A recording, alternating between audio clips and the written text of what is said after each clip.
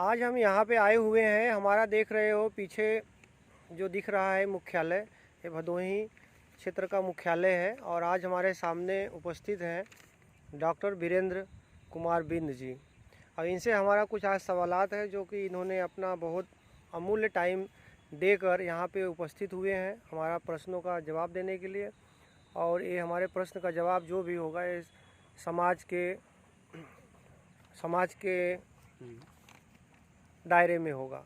और आइए हम इनसे अपना पहले इनसे हम परिचय पूछेंगे। तो आप अपना परिचय दीजिए। धन्यवाद सर, आपने हमारे लिए इतना समय निकाला। मैं तहे दिल से आपको शुक्रिया अदा करना चाहता हूं। इसके साथ ही साथ मैं जो कि बिंद निषाद समुदाय से आता हूं, एक जो कि अब हमारी कोई पार्टी नहीं है, फिर भी मैं राजनीति में रुचि रखता हूं।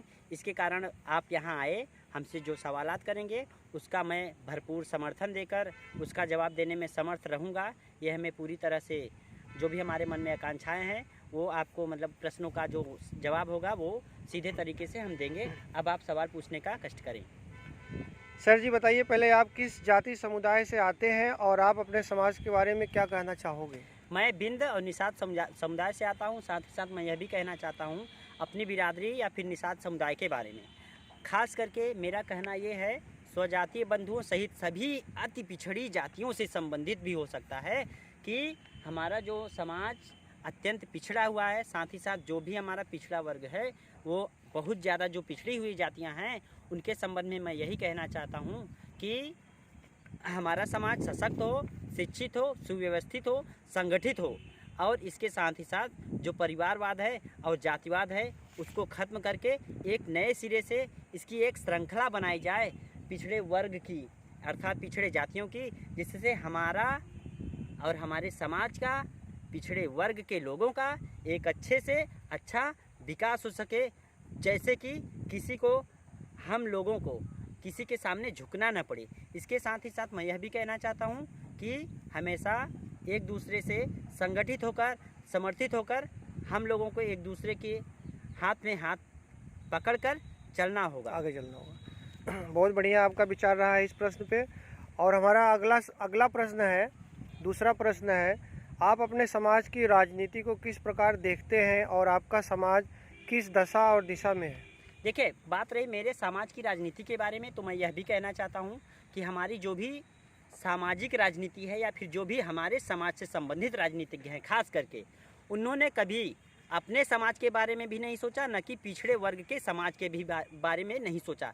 चाहे वो हमारे देश के लोग सांसद हों, विधायक हों, चाहे जो वो हमारे क्षेत्रों से चुनकर जाते हैं, उन्हें हमारी आपकी जो भी बिरादरी है, छोटे वर्ग की जो भी बिरादरियां हैं वो चुनकर जाते हैं। फिर वो वोट लेने के बाद उनका क्या दुखड़ा है, क्या मुखड़ा है, वो उसकी सुध भी नहीं लेते हैं। साथ ही साथ जब फिर चुनाव आता है फिर वो अपने मुद्दे पर आके बोलते हैं कि आप हमें फिर से जिताइए, फिर से मैं ऐसा करूँगा। इसके साथ ही साथ वो क्या है कि ऐसे वो हमेशा लॉलीपॉप देते रहते हैं सभी पिछड़ी जातियों को। साथ ही अच्छा ठीक है, आपका कहना बहुत बढ़िया है, लेकिन एक चीज़ मेरा सवाल और है इसी दूसरे सवालों में। जो आप बोल रहे हो 1947 से अपना देश आज़ाद हुआ है, जो अपना स्वतंत्र भारत है, डेमोक्रेसी जो बना हुआ है भारत देश का, डॉक्टर भीमराव अम्बेडकर जो संविधान लिखे हुए हैं, आज 70 साल से अपना देश आज़ाद है। और कितनी पार्टियां आई और गई, चली गई। कितने जो आप बोल रहे हो कि हमारे क्षेत्र से आते हैं और चुनाव लड़ते हैं, जीतने के बाद भूल जाते हैं कि इस समाज में कैसे लोग रहते हैं, क्या खाते हैं, क्या जीते हैं, इनका क्या व्यवसाय है, इनका क्या सुविधा है सरकार की तरफ से। बिल्कुल। तो आज 70 सालों में क्या इन जनता को सुविधाएं नहीं मिली है? बिल्कुल नहीं मिली है। इसका एक वर्चस्व रहा है एक दो चार बिरादरियों पर, जिसके कारण हम जैसे पिछड़े वर्गों को ध्यान में न रख के वो अपनी ही जोर आजमाइश में लगी होती हैं। इससे विकास नहीं हो पा रहा है। इसके साथ ही साथ हमारे आपके समाज में जो भी पिछड़ा वर्ग है, जैसे आपने हमसे पूछा सवालात कि बाबा साहेब डॉक्टर भीमराव अम्बेडकर, उन्होंने संविधान लिखा, उसमें आरक्षण का मुद्दा बनाया, आरक्षण भी लिखा। लेकिन मेरा मानना है कि आरक्षण का जो तरीका है, बाबा साहेब डॉक्टर भीमराव अम्बेडकर ने जो भी दिया वो सही दिया, लेकिन ये एक निश्चित कालिक होना चाहिए मेरे हिसाब से। जैसे कि चाहे ये भारतवर्ष हो, चाहे हमारा उत्तर प्रदेश, चाहे जो हो, सभी राज्यों की मैं बात करना चाहता हूँ कि यह जो आरक्षण है वो आरक्षण का मुद्दा बना हुआ है। तय है कि ये आरक्षण अल्पावधि के लिए होना चाहिए। जैसे कि अगर ये आरक्षण सरकार देना चाहती है तो इस प्रकार से दे, किसी जातिगत विशेष को न देकर एक तरीके से वो ऐसा करे कि चाहे वो जनरल कास्ट वाले हों, चाहे ओबीसी, चाहे SC ST वाले, जिस प्रकार से जातिगत विवरण दिया गया है उसी प्रकार से अगर आपकी आर्थिक स्थिति बहुत ही सही हो गई है तो आप आरक्षण के दायरे से बाहर आओगे। बिल्कुल सही, बिल्कुल सही। फिर भी जनरल कास्ट अगर होती है उनको भी आरक्षण के दायरे में लिया जाना चाहिए। इसके साथ ही साथ यह समझना चाहिए कि हमारे संविधान में एक परिवर्तन हुआ है जो समाज, देश व प्रदेश के विकास के लिए हुआ है, साथ ही उनकी जनता के विकास के लिए ऐसा किया गया है। मैं आरक्षण के मुद्दे पर यही कहना चाहता हूँ। अब बात रही हमारे समाज के आरक्षण की बात, तो वो अलग की बात है। जैसे कि हमारे समाज में कुछ खामियां हैं जो हमारे समाज के नेता होते हैं वो अपनी ही नहीं सुनते हैं, इसलिए ऐसा है। बहुत सही आपका विचार रहा, लेकिन यहाँ पे कुछ ऐसे नेता हैं हमारे बिहार के, जैसे नेता हैं लालू प्रसाद यादव जी। इन्होंने तो पूरी बिगुल बजा दी थी आरक्षण के ऊपर कि जब तक हम जिंदा रहेंगे तब तक हम आरक्षण को किसी भी तरह से हटने नहीं देंगे। तो सही बात है, डॉक्टर भीमराव अम्बेडकर ने पहले से लिख दिया है, लेकिन आपने बोला जो कुछ अवधि के लिए ये रखा गया था। लेकिन यहाँ पे ऐसे नेता हैं जो कि इसकी पूरी ललकार से अपने आप को बहुत हमेशा के लिए कायम करना चाहते हैं। ऐसा आपने सही बोला कि समाज में जो लायक हो उन्हीं को मिलना चाहिए आरक्षण, चाहे जो भी जात के हों, जो भी पिछड़ी वर्ग हो। बहुत बड़े जातियों में भी बहुत से गरीब लोग हैं जिन्होंने आरक्षण के पात्र हैं लेकिन नहीं मिल रहा है। बिल्कुल आपने बहुत सटीक जवाब दिया है आरक्षण के ऊपर। और आपसे मेरा चौथा सवाल ये है, आपके समाज की बहुत सारी पार्टियां बनी हुई हैं, क्यों न ये सभी पार्टियां मिलकर विधानसभा चुनाव लड़ें? जैसे Nishad party, VIP party, PMSP party आदि। तो माहौल और परिणाम और रोचक होगा। इसके बारे में आप सभी को क्या राय देना चाहेंगे? मैं अपनी तरफ से, अपने समाज की तरफ से यही राय देना चाहता हूँ, जितनी भी हमारे समाज की पार्टियाँ बनी हुई हैं तय हैं वो कहीं ना कहीं विखंडित हैं, एक दूसरे का कहना नहीं मानती हैं। अगर कोई बोलता है भाई इधर चलो तो वो बोलते हैं नहीं इधर नहीं चलना है, इधर चलना है। इसके साथ ही साथ वो संगठित होकर अगर चुनाव लड़ते हैं, मैं आपको बता दूं सर जी, इतना अच्छा ये विधानसभा चुनाव 2022 होगा, इसका परिणाम इतना बढ़िया आएगा कि कहिए ही मत। इसके साथ ही साथ मैं यह भी कहना चाहता हूं, जैसा कि अभी आपने निर्दिष्ट कराया हमें कि जिस प्रकार से निषाद पार्टी, VIP पार्टी या प्रगतिशील मानव समाज पार्टी जैसी सभी पार्टियाँ बनी हुई है, साथ ही साथ अन्य बिरादरियों की भी पार्टियां बनी हुई है, जैसे कि पाल समाज की राष्ट्र उदय पार्टी है। इसके साथ ही साथ आप ऐसा भी समझ सकते हो कि जो पूर्ववत में बनाई गई पार्टियां हैं, जैसे कि इस समय उभर के क्या उनके पहले भी मुख्यमंत्री रह चुके हैं, मैं बड़े ही आदर भाव से उनका नाम लेना चाहता हूं, माननीय श्री अखिलेश यादव जी का। ये भी पार्टियां बहुत पुरानी है, बट इन्होंने अपना वर्चस्व दिखाया और राजनीति के क्षेत्र में बहुत आगे तरक्की किए। इसके साथ ही साथ अब जो हमारे समाज की पार्टियां हैं वो विखंडित या तो की जाती हैं या तो करवाया जाता है। मैं यही राय देना चाहता हूं सभी हमारे समाज की पार्टियां जो भी हैं उनके राष्ट्रीय अध्यक्षों से मैं यही अपील करना चाहता हूं कि देखिए, आप लोग समाज को बहकाइए मत, तोड़िए मत, विखंडित मत करिए। एक संगठित होकर एक संगठन बनाकर आप चुनाव लड़िए। अगर आपको रण जीतना है या फिर अपना कुछ देखना है तो फिर उसके लिए मैं नहीं कह सकता हूँ।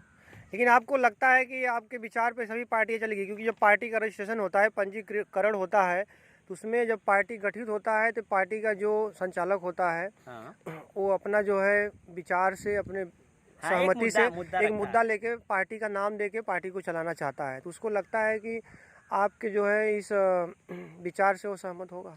चलिए ठीक है, मैं अपना विचार अपनी तरफ से दिया, अपने स्वजाति बंधुओं सहित सभी पिछड़े वर्ग के लोगों को भी दिया। इसके साथ ही साथ मैं यह कहना चाहता हूं कि जिस प्रकार से अगर आप ऐसे ही संगठित नहीं रहोगे तो फिर आपका उपहास भी तो उड़ाया जाएगा ना भाई। हम मान रहे हैं कि आपका अलग मुद्दा है, हमारा अलग मुद्दा है, लेकिन मुद्दा एक ही है कि हमें अपने समाज को विकसित करना है, हमें अपने देश को विकसित करना है, हमें अपने प्रदेश को विकसित करना है। इसके साथ ही साथ जितना भी क्षेत्र है उन सभी को विकसित करना है। अच्छा, ये बताइए, विकास के मतलब दायरे में आप बात करना चाह रहे हो, ठीक है। 70 वर्ष हो गए, बहुत से पार्टियां आई, बहुत से पार्टियां बहुत सालों तक राज किया। जैसे नरेंद्र मोदी इस समय लगभग दूसरी बार जीत के आए हैं सांसद में, और उनकी सरकार है, और उनकी यूपी में भी सरकार है और केंद्र में भी है। तो ये जो इतना साल गुजर गया, आपको कहीं उनका दिखाई देता है जो भी विकास किए हुए हैं सामने उजागर है? देखिए, कुछ उजागर है, कुछ नहीं है। इसका मुख्य कारण यह है, मैं माननीय प्रधानमंत्री नरेंद्र मोदी जी को धन्यवाद देना चाहता हूं कि उन्होंने विकास की नदियां जरूर बहाई हैं, लेकिन मैं यह भी कहना चाहता हूं कि उनके भ्रष्ट अधिकारियों ने सिर्फ पन्नों में विकास की नदियां बहाई है। इसके साथ ही साथ मैं यह भी कहना चाहता हूं, अब आपने बोला कि हमारे उत्तर प्रदेश में भी भाजपा सरकार है, इसको बोली जाती है डबल इंजन की सरकार है। मैं किसी पे लांछन न लगाते हुए अपने राज्य सरकार और भारत सरकार को यही एक तरीके से अपनी अवधारणा के रूप में यही कहना चाहता हूं कि श्रीमान, आप लोग जो डबल इंजन की सरकार चला रहे हो, कभी इसको बारीकी से दिखवाइए, अपने अधिकारियों से दिखवाइए। इसके साथ ही साथ जो भ्रष्टाचार का मुद्दा है वो ख़त्म करिए। अपने आप हमारे देश का विकास, अपने प्रदेश का विकास, सब क्षेत्र का विकास अच्छे से हो जाएगा। ठीक है। आपको लगता है जो सरकारी कर्मचारी हैं, जो केंद्र सरकार के कर्मचारी हैं और जो राज्य सरकार के कर्मचारी हैं, आप तो हमेशा कार्यालय में जाते रहते हो, तो आपको लगता है ये कर्मचारी लोग बड़ा सही तरीके से अपना योगदान देते हैं, अपनी ड्यूटी निभाते हैं ढंग से? देखिए, अब इसमें आपने पूछा, जिस प्रकार से सेंट्रल गवर्नमेंट के जो एम्प्लॉय होते हैं, अर्थात केंद्र सरकार के जो कर्मचारी होते हैं, वो कहीं न कहीं बखूबी अपना कार्य बाकायदा करते हैं, क्योंकि उनको डर होता है सेंट्रल गवर्नमेंट की ड्यूटी हमारी चली जाएगी। अब बात रही राज्य सरकार वाले कर्मचारियों की, तो उनके संबंध में मैं यही कहना चाहता हूं कि वो अपने कार्यशैली में सुधार लाएं और वो अपने वेतन पर ही निर्भर रहें। एक्स्ट्रा कमाई के चक्कर में किसी दूसरे की मतलब आकांक्षाओं से, साथ ही उसकी पात्रता से अपात्रता से खिलवाड़ न करें तो अति उत्तम होगा। इसके संबंध में हमारी यही राय है। बहुत बढ़िया आपका राय।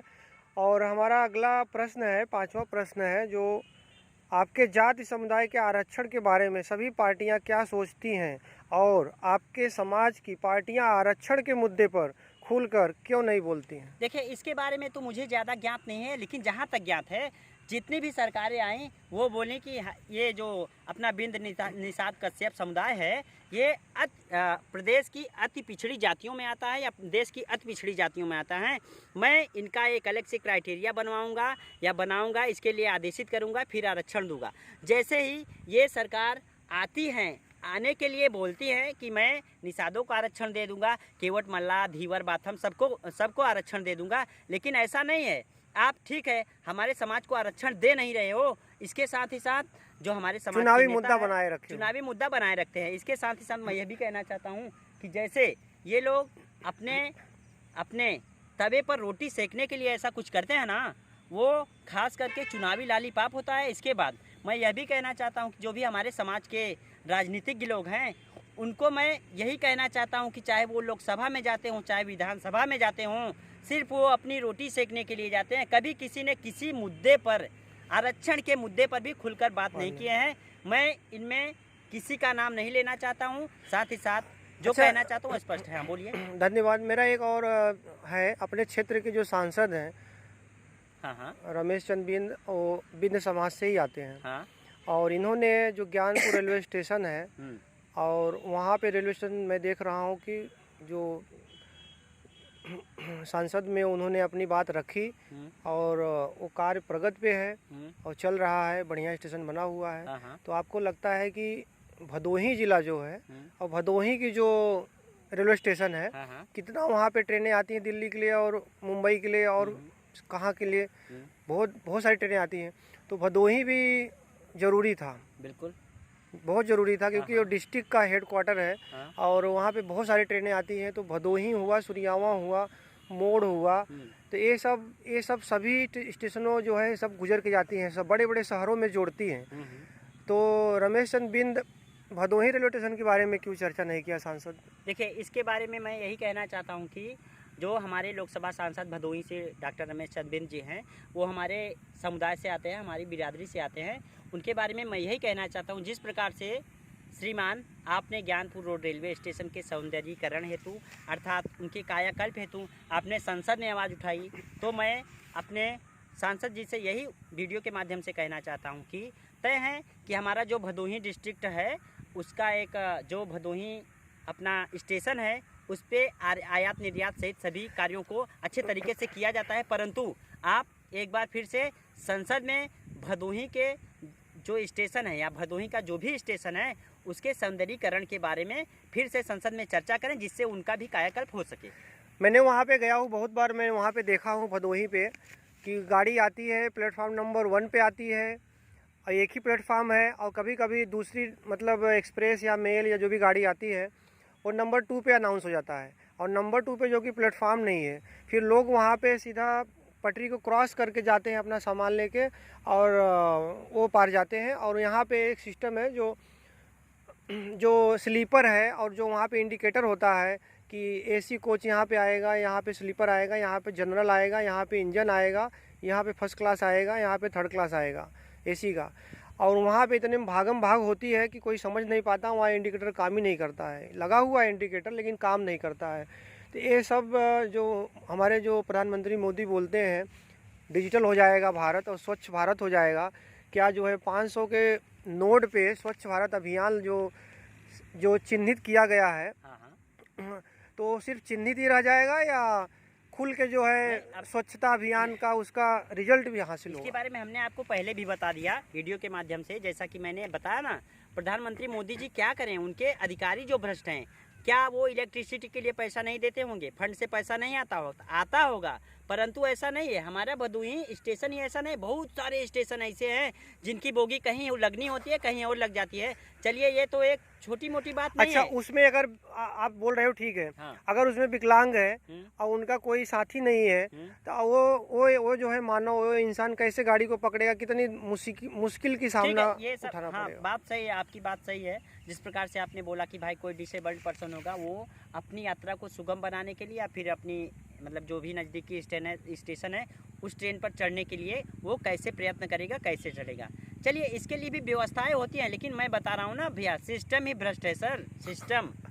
तो आप अपना सवाल करिए। सिस्टम का कौन सा निवारण कैसे होगा? देखिए, सिस्टम का निवारण यही है कि बखूबी आप अपने जो एक तरीके से मानवता का एक धर्म है, सबसे बड़ा धर्म मानवता का है, उसी मानवता से आप अच्छे से कार्य करिए। चलिए ठीक है, बहुत बढ़िया, धन्यवाद। और आपका अगला सवाल रहा हमारा, आप अपने समाज के पूर्ववत नेताओं और राजनीतिज्ञों के बारे में, जैसे माननीय रामरती बिंद, पूर्व सांसद मंत्री शारदा प्रसाद बिंद, पूर्व विधायक राम किशोर बिंद आदि जैसे नेताओं के बारे में आप क्या कहेंगे?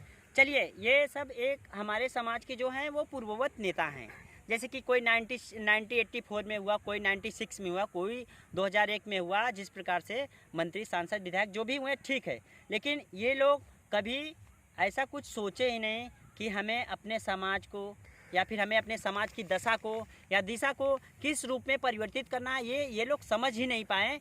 इसके साथ ही साथ मैं यह भी कहना चाहता हूँ, ये लोग कभी सांसद या फिर जहाँ भी अपना विधानसभा होता है वहाँ पर ये कुछ मुद्दा भी नहीं उठाते हैं। इसके साथ ही साथ इन लोगों के क्षेत्रों में, अर्थात इन लोगों की जो कार्यावधि थी उसके बारे में भी मैं यह कहना चाहता हूँ कि ज़्यादा कुछ विकास भी नहीं कर पाए। हो सकता है उस समय सर फंड ना आता हो। नहीं, ऐसा नहीं है, क्योंकि जब सांसद बना हुआ है, पार्लियामेंट बना हुआ है, वहाँ पे जो है सब चीज़ बना हुआ रहता है, फंड आता है। लेकिन फंड लेने के लिए, अपने क्षेत्र को आगे बढ़ाने के लिए पार्लियामेंट में, विधानसभा में, सांसद में जोर शोर से, जीव जहान से लड़ना पड़ता है, बोलना पड़ता है महोदय स्पीकर से। अगर आपकी बात रिकॉर्डिंग होगी तो ज़रूर आपको मुहैया कराया जाएगा। रमेश चंद्र बिंद ने वहाँ पे जो है ज्ञानपुर के बारे में बोले, पूर्वा एक्सप्रेस आती है बोले थे, और वहाँ धनराशि मिली जो कि कार्य प्रगति पे है। और कम से कम चलो शुरुआत की है यहाँ तक। और बाकी जो रामरती और राम किशोर, शारदा, ये लोग बहुत भूतपूर्व नेता हैं। तो आपको लगता है कि ये लोग ही वापस अब भविष्य में वापस आए और उनके विचारों पे लोग चलें? नहीं, वो कभी भविष्य में भी नहीं आएंगे। यहाँ तक कि मैं कहना चाहता हूँ उनकी पीढ़ियाँ भी नहीं आएंगी, उनकी पीढ़ियाँ भी नहीं आएंगी, क्योंकि आने लायक है ही नहीं, किए ही नहीं है, तो हम क्या करें? उसमें हमारी जनता क्या करेगी, हमारा समुदाय क्या करेगा, या फिर जो भी सामाजिक और आर्थिक रूप से पिछड़े लोग हैं। लेकिन बड़ी बड़ी पार्टियां फोकस करती है कि ये क्षेत्र में कौन से विजेता हैं, उन्हीं को पकड़ती है। हाँ? और नए जो है युवा जो हैं, और इनके पास तो बहुत, जैसे आप युवा नेता हो और आपकी विचारधारा बहुत बड़ी है, लेकिन आपको कोई पार्टी या अपनी खुद की पार्टी अगर रहेगी तभी तो आप आगे बढ़ पाओगे। हाँ। और दूसरी पार्टी में जाओगे वहाँ पे आजकल बहुत पैसे का खेल है, इतना पैसा दो तो टिकट मिलेगा। देखिए, अब इसके लिए सर आपने बहुत अच्छा क्वेश्चन किया, इसके लिए मैं सहृदय आपको धन्यवाद देना चाहता हूँ। खास करके जब हमारी अवस्था 50 साल हो जाती है ना, तो कुछ न कुछ हमारी जो मेंटलिटी होती है वो डिस्टर्बेंस में होती है। इसके साथ ही साथ जब आपकी 50 साल की अवस्था हो जाए तो साहब आप टिकट ही मत लीजिए, आप क्षेत्र का विकास भी नहीं करोगे। अब बात रही पार्टी जो पैसा लेकर टिकट देती है, उनका सीधा सा मकसद होता है कि हमारी पार्टी की जेबें भरी रहे। ये सांसद विधायक बन जाएंगे, अपना क्षेत्र में काम करें या ना करें, उनकी जेबें भरी रहती हैं। अब मैं यह भी कहना चाहता हूँ कि हाँ, जो आपने बोला कि अभी मैं पार्टी बनाऊंगा या नहीं बनाऊंगा, या दूसरी पार्टी को समर्थित करूंगा, या फिर उनके संबंध में जो भी हमारी विचारधाराएं होंगी उनको मैं प्रकट करूंगा। हो सकता है कि हमें भी कुछ दायित्व दिया जाए। मैं यह कहना चाहता हूं कि जो भी आज छोटी पार्टी है, चाहे बड़ी पार्टी है, चाहे हमारे राज्य स्तर की पार्टी है, चाहे राष्ट्रीय स्तर की पार्टी है, उनको भी मौका देना चाहिए। नए युवाओं को खींचकर लाना चाहिए, ना कि 50 वर्ष के बुढ़े को लाना चाहिए। बराबर, बहुत सही बात आपने बोला, धन्यवाद। जैसे कि जो यूपी का चुनाव था, जब अखिलेश जब हार गए थे, तो उस समय बहुत सारे नेताओं को, बहुत सारे विधायकों को उन्होंने टिकट दिया ही नहीं, जो उनके पार्टी में सम्मिलित थे बहुत लंबे समय से। हाँ। भले पार्टी हार गई, लेकिन ये बहुत बढ़िया, अच्छा हाँ। है कि नहीं। चलिए, वो अखिलेश की छवि थी, अखिलेश जिस साफ छवि से थे, जिस साफ छवि के थे, उसी प्रकार से उन्होंने उन जैसे लोगों को भी टिकट दिया। चलिए, हार जीत का सामना तो करना पड़ता है, लेकिन इस बार मैं माननीय श्री अखिलेश यादव पूर्व मुख्यमंत्री और साथ ही राष्ट्रीय अध्यक्ष समाजवादी पार्टी को यह हिदायत देना चाहता हूँ, एक छोटा हमें भाई समझकर या बेटा समझकर तय है कि ये जो हमारा उनके लिए हिदायत है, ये स्वीकार करें या ना करें, मैं यह नहीं कहता हूँ, लेकिन स्वीकार करेंगे तो ज़्यादा बेहतर होगा। तय है कि आप यादव समाज से आते हो ना, ठीक है, लेकिन आपने जो भी बोला वो सही बोला, जो भी कार्य किया उसमें भी कोई खेद नहीं है। कोई भी जो भी आपने कार्य किया वो बहुत बढ़िया किया, आपका कार्यकाल अच्छा रहा। लेकिन जब आपका चुनाव आता है तो आप बोलते हो कि हमारा जो बिंद निषाद समुदाय है ये मेरा छोटा भाई है। इसके बाद जब चुनाव आप जीत जाते हो ना, फिर ऐसा क्यों करते हो, क्यों भूल जाते हो। मैं यह भी कहना चाहता हूँ कि अगर माननीय अखिलेश यादव जी आपको चुनाव 2022 अर्थात विधानसभा चुनाव 2022 जीतना है, तो तय है आप सभी समाज की छोटी बड़ी पार्टियों से गठबंधन करके चुनाव को जीतिएगा, न कि यादव समाज। हाँ, न कि यादव समाज को ही देखिएगा। इसके बाद ये बोला जाता है, ये संसार है, जो मेहनत करेगा वो आगे बढ़ेगा। मैं निरंतर किसी पे लांछन नहीं लगा रहा हूँ। नहीं, सही बात, निरंतर परिवर्तन होता रहेगा। हाँ, निरंतर परिवर्तन होता रहता है। ये हमारी आपकी एक तरीके से मानवीय प्रवृत्ति है, और शैक्षिक प्रवृत्ति के साथ साथ आप आगे कुछ करना चाहोगे तो करोगे। इसके साथ ही साथ मैं यह कहना चाहता हूँ कि माननीय अखिलेश यादव जी को, अगर उनको इस बार विधानसभा चुनाव का रण जीतना है, तो तय है छोटी बड़ी पार्टियों को व्यवस्थित करके, अपने छोटी बिरादरी की पार्टियों को व्यवस्थित करके अर्थात संगठित करके और एक तरीके से गठबंधन करके चुनाव जीता जा सकता है। नहीं तो फिर से जो हमारी अभी भी सरकार है उसी का पलड़ा भारी ऐसा लग रहा है। अभी सोचने का टाइम बहुत है सर, वो सोच लें। मैं किसी पर जातिगत या फिर किसी पर कुछ भी व्यक्तिगत टिप्पणी नहीं करना चाहता हूं, लेकिन मैं यह कहना चाहता हूं एक बार फिर से, अगर उनको ये विधानसभा चुनाव 2022 का रण जीतना है तो तय है कुछ नई रणनीति बनाएं, और छोटी बड़ी पार्टियां जो भी हैं, जो छोटे समाज से आते हैं, बड़े समाज से आते हैं, उनके साथ गठबंधन करें। बहुत बढ़िया, धन्यवाद। भाजपा और निषाद पार्टी के गठबंधन पर आपकी क्या राय है, और आप भाजपा सरकार को अपने समाज के लोगों की तरफ क्या कहना चाहेंगे। चलिए ठीक है, आपने बड़ा अच्छा क्वेश्चन किया, आपने बड़ा अच्छा सवाल आज किया। इसके साथ ही साथ मैं यह कहना चाहता हूँ भाजपा और निषाद पार्टी के गठबंधन पर, जो कि निषाद पार्टी के राष्ट्रीय अध्यक्ष डॉक्टर संजय निषाद जी हैं, उनके बारे में मैं इतना कुछ नहीं कहना चाहता हूँ, लेकिन ये कहना चाहता हूँ कि हमारा जो विधानसभा क्षेत्र 393 है, यहाँ से उनकी पार्टी के एक विधायक बने थे, जो कि उनका नाम जो है माननीय पंडित विजय मिश्र जी है। इसके साथ मैं ये कहना चाहता हूँ, उनका एक विधायक है, अच्छी बात है, हमारे क्षेत्र से हैं वो भी अच्छी बात है। इसके साथ ही साथ अब बात रही भाजपा के गठबंधन वाली, अभी निषाद पार्टी के राष्ट्रीय अध्यक्ष ने बोला ही नहीं कि भाजपा वाले साहब हमें कितने सीटों पर लड़ाओगे, हम कितने सीट पर लड़ेंगे। हाँ, मैं एक बात तो तय कहना चाहता हूँ, या फिर हमारे जो डॉक्टर संजय निषाद हैं, निषाद पार्टी के राष्ट्रीय अध्यक्ष, या तो वो हमारे समाज को गुमराह कर रहे हैं, या तो हमारे समाज को एक बहुत बड़ा सा गिफ्ट देने वाले हैं जो बता नहीं रहे हैं। गोपनीय रखे हुए हैं। हाँ, गोपनीय रखे हुए हैं। शायद कुछ बड़ा करें या फिर एकदम अंधेरे में डाल दें। ये आने वाला भविष्य बताएगा, चुनाव का जो परिणाम होगा 2022। और इसके बाद आपका अगला जो भी सवाल हो। अगला मेरा सवालात है आपके लिए। आप सपा पार्टी और माननीय अखिलेश यादव जी से क्या कहना चाहेंगे आगामी विधानसभा चुनाव 2022 के बारे में और अखिलेश की छवि के बारे में? देखिए, इसका जो सवाल आपने हमसे क्योंकि पूछा, उसके लिए मैं पहले से भी जवाब दे चुका हूँ। माननीय मुख्यमंत्री अर्थात पूर्व मुख्यमंत्री अखिलेश यादव की छवि बहुत सही थी, उनका कार्यकाल भी सही था, लेकिन उसमें जो कुछ खामियां थी वो एक तरीके से अगर आप किसी एक जाति विशेष को लेकर चलोगे तो सर राजनीति नहीं कर पाओगे।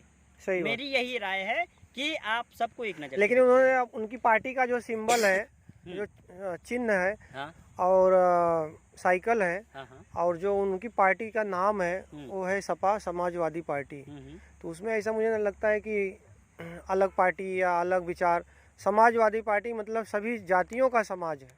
हाँ, ये ऐसा होना चाहिए, परंतु है ऐसा नहीं। मैं यही ना बोल रहा हूँ कि किसी पर जातिगत लांछन नहीं लगाना है। जो एक तरीके से व्यक्तिगत अपना मेहनत करेगा वो आगे बढ़ेगा, नहीं तो नहीं बढ़ेगा। आप हमारे हिंदू सनातन धर्म और धर्म परिवर्तन के बारे में क्या कहना चाहेंगे? हाल ही में आपके बगल कसीदहा गांव में कुछ लोग धर्म परिवर्तन किए, इसके पीछे क्या कारण है और इसे कैसे रोका जा सकता है? देखिए सर, ये आपने बहुत अच्छा सवाल किया।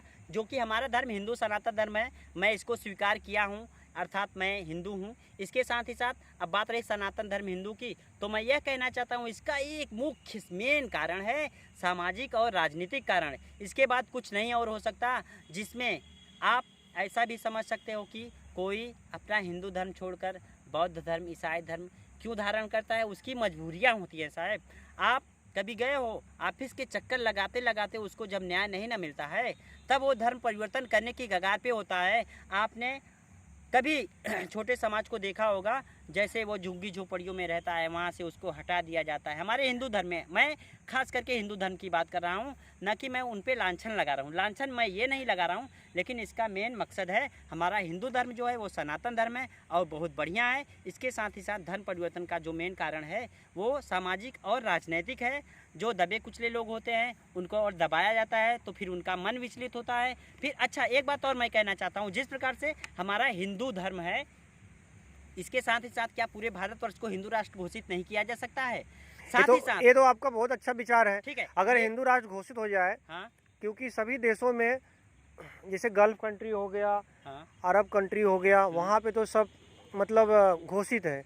लेकिन भारत ऐसा देश है जहाँ पे कि हाँ, सभी धर्मों के लोग रहते हैं। हाँ, लोग रहते हैं, यहाँ घोषित नहीं है। ठीक है, हमारा ये लोकतांत्रिक देश है, ठीक है, डेमोक्रेसी है। लेकिन एक बात तो तय है कि हमेशा आप ना सर, आप देख के जाइए, आप हिंदू हो, हम मुस्लिम हैं, तो आपकी सुनवाई ज़्यादा होगी और हमारी कम होगी। ऐसा क्यों होता है? इसका मेन कारण है कि हमारे यहाँ जो अल्पसंख्यक होता है उसको ज़्यादा मतलब एक तरीके से कानूनी सहायता से लेकर हर चीज़ तक ज़्यादा मतलब उनको मुहैया करवाया जाता है। जो बहुसंख्यक होते हैं, जैसे हमारे हिंदू धर्म के लोग होते हैं, उनको नहीं दिया जाता है। अच्छा, आपने अभी एक अच्छा सा सवाल किया कि हमारा जो गांव अर्थात बगल का जो गांव है कसीदहा, उनमें कुछ लोग अर्थात 300 लोग धर्म परिवर्तन किए। उसके लिए मैं घोर निंदा करता हूं कि ऐसा नहीं करना चाहिए था। लेकिन मैं आपको बता दिया कि जो कसीदहा गांव है, धर्म परिवर्तन के लिए उनको प्रेरित किया गया होगा, कहीं से वो लोग आए होंगे, बौद्ध धर्म के लोग अनुयायी आए होंगे। तय है कि हमारा जो जिला मुख्यालय भदोही है अर्थात सरपतहा स्थित है, इसके साथ ही साथ यह कसीदहा से मुख्यालय की दूरी, हेड क्वार्टर की दूरी लगभग मुश्किल से 10 किलोमीटर होगी। तभी इसका मुआयना नहीं किया जाता है। क्यों? कौन से लोग कहाँ से आ रहे हैं, कहाँ से नहीं, किस धर्म के हैं, किस धर्म से संबंधित नहीं है। बहुत बढ़िया आपका धर्म पे। लेकिन 10वां सवाल है, आप भारत सरकार और उत्तर प्रदेश सरकार के कार्यों से कितने संतुष्ट हैं? आगे क्या होना चाहिए जिससे अपने देश और प्रदेश का विकास हो सके? देखिए सर, आपने बहुत अच्छा सवाल किया। इसके संबंध में मैं यही कहना चाहता हूं कि हमारा जो देश है, यहाँ पे प्रतिभाएं अपार है। अगर हमारे आपके क्षेत्र में या फिर देश में, प्रदेश में प्रतिभाएं नहीं होती, क्या यहाँ से कोई हायर करके अमेरिका जाता, यूएस जाता, यूएई जाता या दुबई जाता? स्किल्ड है, बट यहाँ ज़रूरत है कि हमें और अपनी सरकार को एक इंफ्रास्ट्रक्चर नया नया लाएं, जहाँ यहाँ नई तकनीकी का विकास हो सके सर। इतना अपार संभावना से भरा हमारा देश व प्रदेश है। इसके संबंध में मैं यह कहना चाहता हूँ कि जो भी हमारी राज्य सरकार है या फिर जो भी केंद्र सरकार है, हो सकता है वो दूसरी कंपनियों को इनवाइट ना करती हूँ कि आप हमारे देश में आओ, प्रदेश में आओ, अच्छे से रोजगार करो, जिससे हमारे देश व प्रदेश वासियों को भी रोजगार मिल सके, उनका जीवन यापन सही तरीके से हो सके।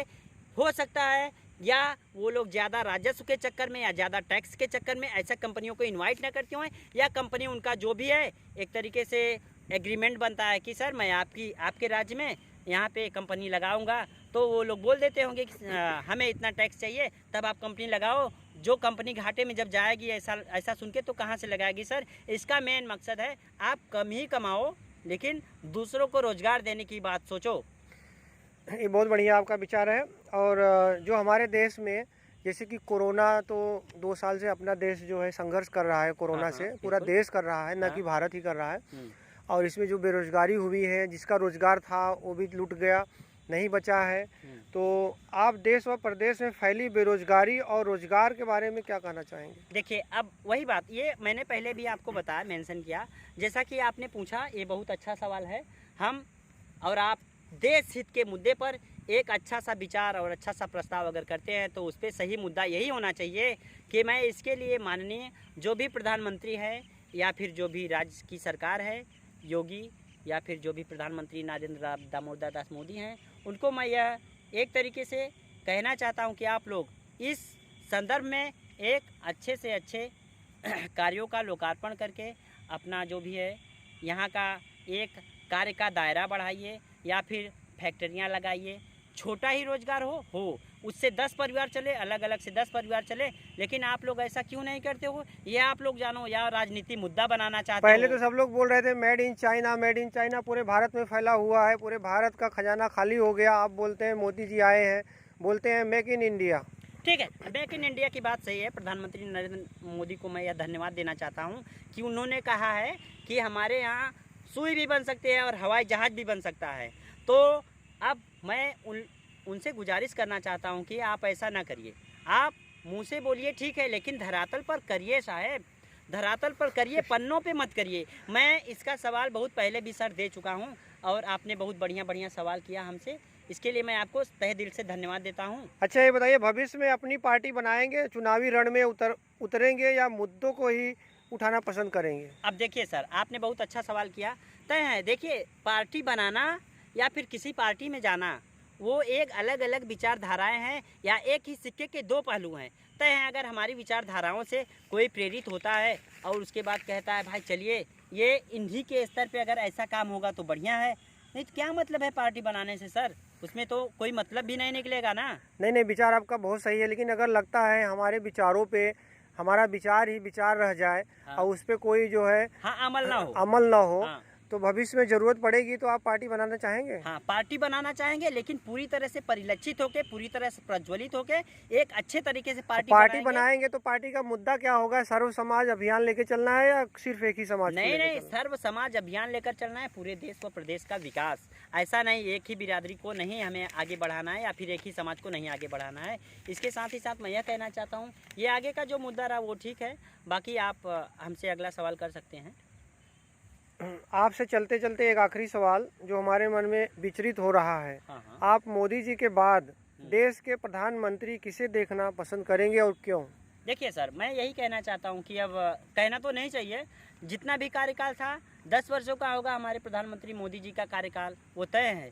लेकिन एक बात सत्य है, अगर कोई हिंदुत्व की लड़ाई लड़ता है तो हमारे जो अभी माननीय मुख्यमंत्री उत्तर प्रदेश सरकार महंत योगी आदित्यनाथ जी, जो गोरखपुर से सांसद भी रह चुके हैं, आप लोगों को ज्ञात होगा, तय है कि मैं अपनी तरफ से या फिर अपने देश व प्रदेश वासियों की तरफ से प्रधानमंत्री का अगला चेहरा माननीय मुख्यमंत्री योगी आदित्यनाथ को देखना चाहता हूं, जो कि त्वरित मुद्दों पर कठोर कार्रवाई करने के लिए तत्पर होते हैं और ऑन द स्पॉट फैसला लेते हैं। बहुत बहुत धन्यवाद। मैं आपको बहुत ढेर सारी बधाई एवं शुभकामनाएं देना चाहता हूं, और यह कामना करता हूं कि आप राजनीतिक भविष्य और सफ़र बहुत ही सुनहरा और उज्जवल हो। इसके लिए बहुत बहुत ढेर सारी बधाई, अभिनंदन व वंदन है। आपने इतना अपना अमूल्य समय देके हमारे प्रश्नों का जवाब दिया, जो कि ये कायम रहेगा और भविष्य में मैं आशा करता हूँ कि आप भारत देश और अपने राज्य, अपने क्षेत्र को भविष्य में एकदम उज्जवल बनाए रखें। ठीक है सर, आप यहाँ आए, आपने हमें अपने चैनल के माध्यम से हमारे बात व विचार को एक तरीके से प्रसारित करने का कार्य करेंगे। जिस प्रकार से भी होगा, social media platform, WhatsApp, Facebook, जो भी होगा उस प्रकार से ये प्रसारित होगा। तो तय है, मैं आपका सही हृदय से धन्यवाद देता हूँ सर। इसके साथ ही साथ मैं यह भी कहना चाहता हूँ कि खास करके अपने एक बार फिर से सभी स्वजाति बंधुओं सहित सभी समाज के पिछड़े वर्ग के लोगों से कहना चाहता हूँ, देखिए टूटिए मत, संगठित रहिए, जिससे एक बेहतर भविष्य का निर्माण हो सके, आने वाला भविष्य हमारा आपका अच्छा हो। अच्छा, मैं एक सवाल और यह करना चाहता हूँ, जितने भी हमारे देश के या प्रदेश के प्राथमिक और पूर्व माध्यमिक विद्यालय या फिर राजकीय हाई स्कूल या फिर राजकीय इंटर कॉलेज होते हैं, उनके जो प्रवक्ता होते हैं या फिर जो हमारे प्राइमरी में अर्थात प्राथमिक विद्यालय में जो सहायक अध्यापक होते हैं, मैं यह भी कहना चाहता हूं कि स्टेट गवर्नमेंट और सेंट्रल गवर्नमेंट से क्यों ना उनके बच्चे भी सरकारी स्कूलों में पढ़ें। क्या आपने कभी जाकर देखा है? चाहे लेकिन आपका सवाल बहुत बढ़िया रहा सरकारी स्कूलों में, लेकिन यहाँ पे उत्तर प्रदेश में हम लोग रहते हैं, उत्तर प्रदेश देख रहे हैं। हाँ। यहाँ के माध्यमिक और प्राथमिक विद्यालय और उच्चतर प्राथमिक विद्यालय में जो सुविधा सरकार ने मुहैया कराई है, अब तो 8वीं तक फीस माफ़ कर दिया है। और उसके बाद में दोपहर का लंच जो होता है, दोपहर का खाना भी मुहैया करा रही है उत्तर प्रदेश सरकार। और उनके लिए जो यूनिफॉर्म होता है, वो ड्रेस भी मुहैया करा रही है। और बुक भी जो है उनको, पुस्तक जो है उनको फ्री में प्रदान हो रहा है, निःशुल्क, और बढ़िया चल रहा है। लेकिन रही बात जो आपने बोला, वो तो मुहैया हो रहा है, लेकिन यहाँ के जो बच्चे होते हैं, जैसे एनसीईआरटी बुक पढ़ते हैं और कोई आईसीएसई बुक पढ़ता है, कोई सीबीएसई बुक पढ़ता है। तो एनसीईआरटी में होता है कि बच्चा अगर 6वीं में है, सीबीएसई में, आईसीएसई में, तो वो 3री या 4थी में ही पढ़ लेता है 6वीं का। और जो एनसीईआरटी के बच्चे होते हैं वो 6वीं में, तो 6वीं का ही। तो हमारे भविष्य में ऐसे बच्चे लोग, क्या आगे भविष्य उनका उज्जवल हो सकता है? देखिए, उज्जवल हो सकता है सर, आपने बहुत अच्छा क्वेश्चन किया। मैं इसके बारे में यही कहना चाहता हूँ कि सर, आप हमारे स्कूल का कायाकल्प बदलिए, कॉलेज का कायाकल्प बदलिए, लेकिन भूमिगत बदलिए सर। फिर से मैं यही कहना चाहता हूँ, सेंट्रल गवर्नमेंट और स्टेट आपका कहना यह है कि जो अध्यापक आते हैं सही तरीके से अपना ड्यूटी नहीं निभा पाते? नहीं, ड्यूटी नहीं निभा पाते। अगर उनका स्कूल का टाइम 10 बजे होता है तो ये बात तो सही है, अगर ड्यूटी निभाते तो वहाँ पे बहुत सारी भीड़ रहती है। और इसके साथ मैं यह भी कहना चाहता हूँ, जिस प्रकार से आप एक टीचर को सैलरी 70,000 देते हो या 80,000 देते हो, क्या वो टीचर की ज़्यादा से ज़्यादा नियुक्ति करके किसी भी स्कूल में, किसी भी कॉलेज में टीचर की कमी ही ना हो, वो भी, उससे भी भविष्य हमारे आपके देश के बच्चों का संवर सकता है। यह भी सही है, ये तो हमारे हिसाब से बहुत बढ़िया है। और तो हम आज अपना यहाँ पे वाणी को विराम लेते हैं। अगले वीडियो में हम फिर बनाएंगे, फिर आपसे मुलाकात करेंगे। जय हिंद, जय भारत। जय हिंद, जय भारत सर। आपका बहुत बहुत तहे दिल से धन्यवाद।